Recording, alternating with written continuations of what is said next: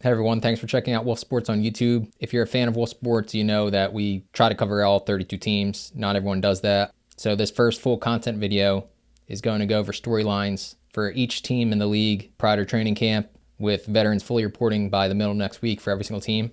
Again, we like to cover all 32 teams, so we'll go division by division and give you something to watch for each squad. Let's start with the AFC East and one of the Super Bowl favorites. It's been fluctuating, but Buffalo up there with Baltimore and Philadelphia among the best odds to win it all. Josh Allen coming off his first MVP. The way he spreads the ball around now, paired with his playmaking when it matters most, a lot like how Patrick Mahomes does with Andy Reid and the Chiefs. But Allen doing it in Buffalo needs guys to step up around him. That includes the defense making key stops in key situations. That might be most important, but this training camp and into the early season, I'm watching the progression from the receiving group. Most notably are guys like talented second-year receiver Keon Coleman and third-year tight end Dalton Kincaid. Coleman, a ton of potential taken in the second round last year, especially in the red zone, can be an elite weapon. And then Kincaid, I think an impact player, potential to be that at tight end. Had a down second year, but was dealing with a knee issue that certainly hampered him. And then keep an eye on Joshua Palmer at receiver as well, free agent signing from the Chargers. Has had some big games against the Chiefs, and we know Buffalo and Kansas City typically match up in the playoffs. For the Dolphins, I'm watching the cornerback group. Recently traded All-Pro Jalen Ramsey, but brought back former first-round pick All-Pro safety Minkah Fitzpatrick in a blockbuster deal with the Steelers. Cornerback group now weakened without Ramsey. Keep an eye on former second-round pick Cam Smith. He's a confident player looking to take advantage of this opportunity. Will look to develop into a starter. Really under the radar as one of the most important pieces around the league that might not be a household name, as they need guys to step up at corner to compete in the AFC. Maybe the top goal for the Dolphins this offseason was adding to the offensive line. They signed veteran James Daniels and took Jonah Sava-Inaya in round 2, which will hopefully open lanes for Devon Achane and give Tua more time to hit his speedy weapons. Now to the Patriots, obviously Drake May's progression is the story here. Year 2 for him for the number 3 overall pick in last year's draft. New England brought in Mike Vrabel, still shocked the Titans parted ways with him a couple of off seasons ago, and then also spent big on both sides of the ball. We've seen that not work a lot when it happens, but clearly that roster needed upgrades across the board. Added on defense, Milton Williams, defensive lineman from the Eagles, cornerback Carlton Davis, edge defender Harold Landry, and linebacker Robert Spillane. That unit should be solid under Vrabel at least. And then again, the story's May. A ton is going to be on his right arm. Revamped offensive line in front of him. Number 4 pick Will Campbell leads the way. Also added Garrett Bradbury and Maury Moses as veteran pieces on the O-line. But Campbell felt sort of like a safe pick, according to many. Some, like the Patriots, thought he was a blue chip guy. Clearly, they must have thought that to take him at number 4.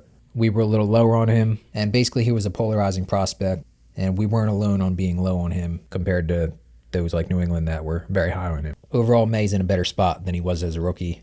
Josh McDaniels back again as the offensive coordinator there is something else to watch. Then the Jets, another quarterback story, Justin Fields looking to take advantage of this opportunity. Aaron Glenn and the new regime, they clearly targeted him as their quarterback, believe in him, and a lot can happen when you have somebody believe in you. Basically handing him the keys to the offense while Glenn takes care of the defense. There are obvious physical gifts for Fields in terms of how he can run the ball, first and foremost, and also he has a strong arm, can be very accurate, but still needs to develop into somebody who can read the field at a high level to ultimately play the position at a high level. Now to the AFC North, not going to start with the favorites, going to start with the quarterback of the Jets last year, Aaron Rodgers, now in Pittsburgh. TJ Watt contract situation, also have to watch that. Obviously big. Let's assume that gets solved as it should, given how valuable he's been to the Steelers. When he's on the field, they're much better, and the win-loss record shows that. But we're all going to be watching how Rodgers adjusts to playing on his third NFL team. The 4-time MVP, understandably, he feels there's a certain way of doing things, and I'm sure he feels he's earned a lot of control over the offense and the approach they take on offense. If that's a match with what Mike Tomlin and offensive coordinator Arthur Smith are comfortable with, there's legitimate upside there in Pittsburgh. The roster made other aggressive upgrades, including DK Metcalf and, as mentioned, the Jalen Ramsey trade. The cornerback group of Ramsey joining Joey Porter Jr., and they also signed Darius Slay this offseason, could be scary. Now to the favorites in the division and the overall Super Bowl favorites right now, the Ravens. We know the offense is amazing. Lamar Jackson seems to just be getting even better by the year. Played insanely well in 2024. I'm extremely encouraged by the way on the final drive against the Bills last year in the playoffs, with Mark Andrews couldn't come up with a 2-point conversion to potentially tie the game. But Jackson led whatever it was, 90-yard drive almost, 89-yard drive, and he calmly did it. Not sure that would happen earlier in his career in the postseason, so he's come a long way. Scary thought he can get even better at quarterback. But the focus for me is on the defense. in year 2 under defensive coordinator Zach Orr. You could see the unit get more comfortable last season with Orr as the year progressed. Former defensive coordinator Dean Pease was added as a senior advisor last October, and that certainly helped. Also, when Kyle Hamilton moved back, playing a sort of a deeper safety, that was a boost. Darius Washington, unfortunately, he's out with torn Achilles, suffered in the offseason. But now Baltimore has a tremendous deep safety in first-round rookie Malachi Starks, so that could free up Hamilton a little bit. And Starks, he just felt like a Raven, and teams might regret letting him drop to them in the draft. If this defense is elite in year 2 under Orr, paired with that offense, Ravens might be the team to beat. We know what Joe Burrow throwing to Jamar Chase and T. Higgins can do. A ton rides on the defense. I was surprised by it despite the performance of the defense last year, but moving on from defensive coordinator Lou Anarumo, now with the Colts, was a shocker. And now brought in Al Golden, who helped Notre Dame make the college football playoffs last season.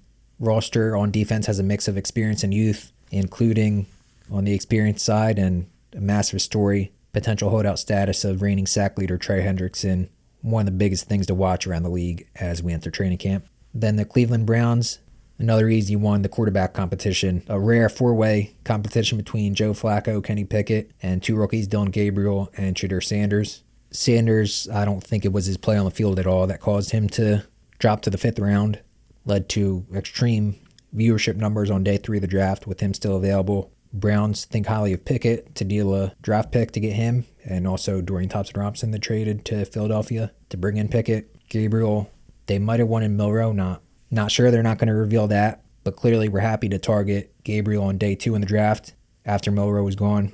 Again, Sanders arguably should have been a top 10 pick. A lot of people had him ranked in the top 10, including us, and really flashed during OTAs. I know they're not going all out yet in OTAs, but still clearly some skill throwing the ball with him. And of course, Joe Flacco won Comeback Player of the Year with Cleveland 2 seasons ago. And Kevin Stefanski, going to be interesting to see how he splits the reps. The Browns preseason game should be among the most entertaining this summer. Moving to the AFC South, we'll be watching C.J. Stroud in the new offense. Stroud was dealing with a bit of a shoulder issue in the offseason, but he eventually got on the field and was fine. And this will be an important month plus coming up as new offensive coordinator Nick Caley takes over for Bobby Slowick. Stroud looking to get back on track. Played well in the playoffs last year in not ideal circumstances. Stood in there, gave the Chiefs a battle for a little bit in the divisional round. And Caley, a first-time play caller, so that can always be tricky. Good news is Stroud is a confident player. The receiving group is great. And also signed Nick Chubb late. Surprising spot for him, but a fantastic running back duo in Joe Mixon and Chubb. D'Amico Ryans has a great pulse of his team, so we'll see how Caley plays out there in what could be a balanced offense. For me, the question with the Jaguars is who steps up. Jags clean house. It was delayed, but general manager Trent Baalke eventually was fired. Doug Peterson was fired first and sort of had a tough situation there with the shape of the roster. But there are guys with star-level play there in their past. First-year head coach Liam Cohen looking to establish a positive foundation for a team that does need those guys to step up. Former number 1 pick Trayvon Walker looking to continue his ascension. Fellow former first-rounder Devin Lloyd at linebacker will look to emerge. And then some stars that have been counted out. Running back Travis Etienne, extremely talented, coming off a down year. A lot of people giving up on him already. I would keep an eye on him as a trade candidate, actually, if another team sees the value. And even to some extent, quarterback Trevor Lawrence being counted out. And guys like that need to step up and play well for the Jags to get back on track. Also, Travis Hunter, number 2 overall pick. Jacksonville, very aggressive to get him. Will be fun to see how he's used on both sides of the ball at the next level. Heisman Trophy winner. The Colts, Anthony Richardson's health and performance is the big story. I know he's got a lot of criticism coming his way. He hasn't been consistent or played well through 2 seasons, but I really don't doubt the skill set of Anthony Richardson. And it's not just that he has a rocket arm with size, speed. If you watch, he has a quick and ideal release, shows flashes of the accuracy needed, and overall just seems to have a natural feel for the position, not just big-armed and fast and everything. The downsides, though, have led to a slow start to his career. The personal character appears high, which is what makes this surprising, but there definitely appears to be merit to the talk about sort of a lack of commitment to putting in the time it takes to be a great NFL quarterback. And when you pair that with Richardson just hasn't played the position much, dating back to Florida, not many starts, not many game reps. We've seen it with Trey Lance as well. It's hard to get better when you're not playing much. Missed time this offseason due to a shoulder issue, the one that he had surgery on. So hopefully he can get on the field and perform in a key year for him in Indy. But Daniel Jones might have the inside track for the starting quarterback job, and I do think he could do a nice job with Shane Steichen. It happened for a few reasons, including the slide we talked about for Shedeur Sanders taking over draft weekend, but I can't remember number 1 overall pick getting less attention than Cam Ward has gotten with the Titans. And he might like it that way. I'm sure he does, actually. Can he immediately lift the team as the number 1 pick? I think he has a shot in this situation. Will Levis struggled. Brian Callahan, the head coach, clearly got frustrated with them at times last season. But Callahan wants to run the ball with Tony Pollard. They added Dan Moore Jr. at left tackle, Kevin Zeitler at right guard. So it's not like Ward's going to be under a ton of pressure to carry the team. So if he can take care of the ball, come through in key spots with his playmaking ability, maybe Titans can surprise some people in the AFC South. For the AFC West, the Chiefs, the storyline I'm watching, is it going to be bombs away? Last year, injuries to Hollywood Brown in the summer, right before the season, and then eventually Rashee Rice, Travis Kelce taking a bit of a step back. They couldn't get back to their old ways. Still made the Super Bowl again. Defenses doesn't get enough respect, really, under Steve Spagnuolo, the job they've done. Andy Reid doesn't get enough credit for keeping the Chiefs in contention and winning multiple championships. But now they might really be able to get back to those old ways. Rashee Rice healthy to start camp. Hollywood Brown healthy. Xavier Worthy year 2. Kelce sounds determined. I think he will be, with a lot of talk that he's sort of done. And then the first-round pick at left tackle, Josh Simmons, can be an immediate force there. He only dropped in the draft, I think, due to the knee issue. He was coming off at Ohio State, but ready for the start of camp, so that might not be good for the rest of the league that they let KC get a player of his talent level late in the first round. And then also Mahomes, in addition to maybe throwing the ball around and launching it more, he said he wants to put less pressure on himself and the team wants to have more fun. They're not chasing a three-peat this year after they were blown out in the Super Bowl. So I wouldn't be shocked if the Chiefs are as dangerous as ever. Mahomes gets back on track in the regular season, and that's what I'm watching. A somewhat similar story to the Chargers. They started slow. Justin Herbert was hurt last summer, and they put more and more on his plate as the season progressed. And then things sort of fell apart in the playoffs. He had more interceptions. Herbert did 4 than he did during his first regular season under Jim Harbaugh, just 3 during the regular season. Now, I'd imagine he's been thinking about that all offseason, looking to bounce back personally, and then looking to unlock the passing game a little bit, like they did some down the stretch. They added Ole Miss receiver Trey Harris in round 2 of the draft, brought back Mike Williams, who a lot of people say he's done too, but I mean, he has a good connection with Herbert, can make plays on the outside. Plus, they signed Najee Harris at running back, took Omarion Hampton in round 1 at running back. So LA should remain balanced, flexible, and dangerous week to week. My question for the Broncos is, did they put enough around Bo Nix? Defensively, undoubtedly, yes. Linebacker Dre Greenlaw and safety Talanoa Hufanga both come over for the Niners. Not only bring talent, but they bring an edge. So an already tough defense led the league in sacks, going to get even tougher. And then also in the draft, they didn't think he'd be there. We're able to add Texas cornerback Jahdae Barron. He's somebody that's going to come up and hit too, can cover. So again, the team that led the league in sacks maybe even better as a unit on paper. And the question is, did they put enough around Nix? Like in the playoffs last season, they lost to the Bills. They started strong, sort of ran out of gas. And I don't think quite had the pieces to keep up with a team like Buffalo. Nix had the 3rd most touchdowns for a rookie in NFL history last year. He elevates guys around him, doesn't fumble the ball. They did bring in Evan Ingram at tight end, potential joker for Sean Payton. Signed a veteran running back, J.K. Dobbins, drafted R.J. Harvey at running back, and rookie receiver Pat Bryant. Looking for guys like Troy Franklin and Devon Vele to step up in year 2. And again, we'll just see if it was enough to compete with elite teams this offseason. Hiring Pete Carroll was a good idea for the Raiders, as he's a guy that's going to get the most out of everyone by preaching that competition, setting the tone for a franchise looking to get back on track and stay there. We saw it happen with multiple groups in Seattle. Carroll always got the most out of young players, and really no reason to think he won't do the same in Vegas. Ashton Genty was the first-round pick at running back. Chip Kelly's the offensive coordinator. He's back in the NFL now as an OC after winning the national title with Ohio State last year, and brought in Geno Smith at quarterback, very accurate. So that mix of Geno's arm, Genty in the backfield, Kelly scheming things up, the competition, Raiders a team to watch. In the NFC, starting with the NFC East, Eagles not really holes in the roster. I guess the question would be dealing with success. Roster stacked to pick your poison with the offensive line, paired with all that skill. We saw it in the Super Bowl. Chiefs tried to limit, as was their plan. Saquon Barkley, they did on the ground. But then Jalen Hurts, A.J. Brown, Devontae Smith took over and took advantage in a major way. If Philadelphia remains unselfish, doesn't get complacent, they're going to remain incredibly difficult to beat. And we'll watch new offensive coordinator Kevin Patullo, who certainly in that media market will be under the microscope. The Commanders going to be a trendy pick to win it all.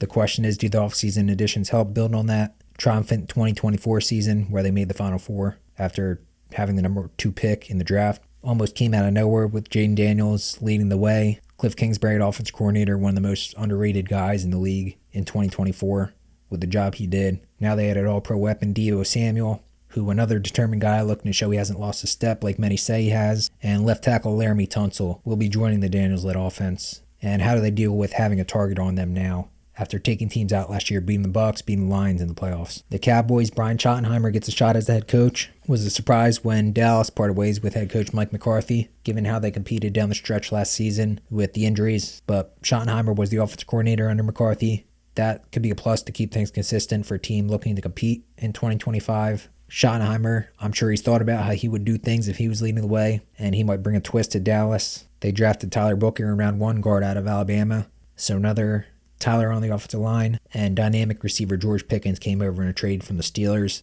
The duo of Pickens and CeeDee Lamb, with Dak Prescott if healthy throwing the ball, could be very dangerous. And I should note that former Bears head coach Matt Eberflus, now the defensive coordinator for Dallas, a defense looking to cause some turnovers this year. This summer in training camp specifically, first-round rookie quarterback Jackson Dart going to get a ton of attention from the New York media in a totally revamped quarterback room that added Russell Wilson and Jameis Winston in addition to drafting Dart. This regime been under fire with the year Barkley had last year, the decisions they made, but there's upside with the front. They didn't bring in Dexter Lawrence, but Dexter Lawrence leads the way, obviously superstar defensive tackle, and then Brian Burns, Kayvon Thibodeau, and number 3 overall pick Abdul Carter.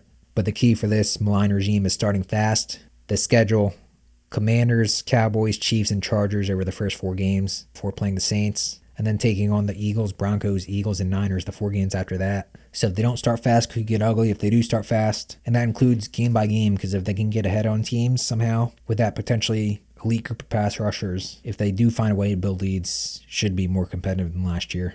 The Lions must replace a lot this season.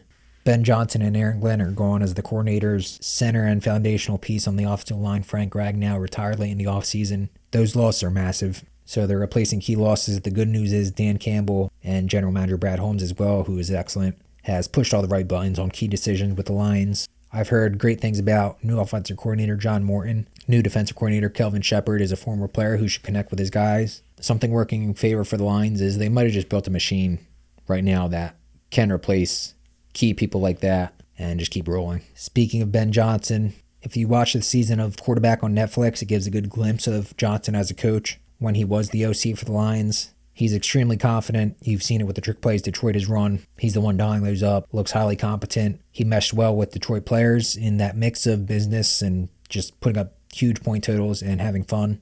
And now he's got to do that as the head man in Chicago. Get everyone on that same wavelength. And most importantly, do that with ultra-talented quarterback Caleb Williams, the number 1 pick a couple of springs ago. Storyline for the Packers, getting consistency from Jordan Love. This is especially looking ahead to the playoffs when that comes, if they get in again. This is a crazy stat, but a true one you might have heard about. Jordan Love plays much better during Toyotathon, typically from mid-November to the end of the regular season. Has 26 touchdowns and just 2 interceptions during Toyotathon, and nearly as many interceptions as touchdowns when it's not Toyotathon. So he's gotten going at the right time regular season-wise, hasn't translated to the postseason, struggled against the Eagles last year. A tough team, but he can sometimes make some unwise decisions. Could get better with experience in that regard. And maybe the Packers can make a deal with Toyotathon to move their annual sale back just a little bit. One of the biggest questions around the league, and another quarterback question, is J.J. McCarthy ready for the Vikings? We saw Sam Darnold get his career back on track with Minnesota last season. Playing for Kevin O'Connell, obviously one of the best spots in the league for quarterback. Coming off a serious knee injury last preseason, the 2024 first-round pick McCarthy will look to take advantage of the situation and immediately play at a high level for a team with plenty of weapons and a chaotic defense led by one of the game's top coordinators in Brian Flores. McCarthy was somewhat polarizing a little bit as a prospect. We were a little low on him, would have felt better taking him more as a second-round pick than a top 10 guy. But if he's going to have success, this is a great spot to do it. With O'Connell, still the potential growing pains for McCarthy, one of the biggest things to track this summer and throughout the NFL season. Mayfield has plenty to cook with in Tampa Bay. Wide receiver for the Bucs is just insane. Honestly, I chuckled when most mock drafts had them taking a receiver, another one in round 1, given what they had there already. So I was pretty floored when they took Emeka Egbuka out of Ohio State. Just gives them such an embarrassment of riches with Egbuka there. Mike Evans, Chris Godwin, hopefully healthy, coming off a dislocated ankle. Jalen McMillan. Day 3 rookie Tez Johnson is also someone to watch. I'd imagine Mayfield is extremely excited for the season to start. and ready to throw the ball around, and then has those running backs headlined by Bucky Irving complementing the pass game. The Falcons, another young quarterback story. Michael Penix Jr. takes over full-time. Kirk Cousins remains there in Atlanta. Maybe if injury strikes, something could happen. But it's clearly Penix's show now with the Falcons, and he has that left arm to light it up in his first full season. As a starter, throwing to Drake London, Darnell Mooney, tight end Kyle Pitts, entering a critical juncture in his career. Bijan Robinson leads the rushing attack. And then remember, it started super slow, the pass rush, but it found life down the stretch for the Falcons last year. Raheem Morris became more involved on defense, and that helped. And then the Falcons added Jalen Walker and James Pierce Jr., 2 edge rushers with 2 first-round picks, got aggressive to also get Pierce. Walker was stunned he was there when the Falcons got him at number 15 overall. There's some talent to make some noise in Atlanta. The story for the Panthers, a confident Bryce Young at quarterback. You see with a lot of these storylines that quarterback is such an important position, obviously. I was surprised when Young was benched early last season, but the reset seemingly led to him playing more free, confident, and very well when he started the final 10 games of the year. Former Heisman Trophy winner has showcased, even when he struggled, the jaw-dropping accuracy that helped make him the first pick in 2023. And now Carolina added big receiver Tetairoa McMillan out of Arizona with the number 8 pick in the draft. That was maybe the most surprising pick because nobody really expected them to go receiver. Instead, 8, they were a team that many thought would trade back. Maybe if Ashton Genty was there, they would have got a deal done with Denver for the Broncos to move up for him. But yeah, confidence at quarterback can do a lot. We'll see if Young can keep that up from how he finished last season. Then the Saints, the question, what's the identity of them? Veteran quarterback Derek Carr retired due to his shoulder injury, in large part due to that. And it doesn't help remedy the issue of identity for New Orleans. There are some proud veteran pieces on defense, but now the offense has a quarterback competition between a bunch of young guys, though Tyler Show, their second-round pick, is old for a rookie. Spencer Rattler and Jay Kane are both young. Alvin Kamara remains at running back, getting up there, but only wants to play for the Saints, really. Their receiving room